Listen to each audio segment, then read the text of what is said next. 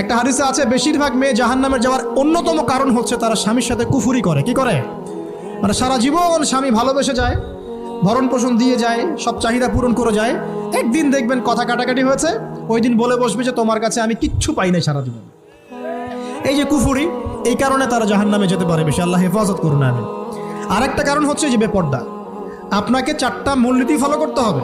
এক, এমন কোনো পোশাক পরবেন না যে পোশাকটা আটো সাটো, যেটা পরলে আপনার গায়ের কাঠামো বোঝা যায়। 2 নম্বর, এমন পোশাক পরা যাবে না যে পোশাকটা পরলে বাহির থেকে ভিতরের অঙ্গ দেখা যায়। তারপরে 3 নম্বর, এমন পোশাক পরা যাবে না যেটা অমুসলিমদের সাথে সাদৃশ্য আছে। কথা বুঝতে পারছেন? জি, আপনাদেরকেই বলছি, আপনারা জিন্স পরতে পারবেন না, মেয়েদেরকে বলছি, এবং টি শার্ট পরতে পারবেন না।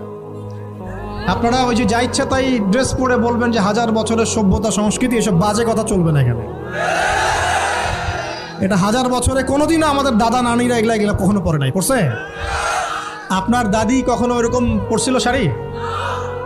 তো যে বললো 1000 বছর থেকে পরে আসতেছে নাকি?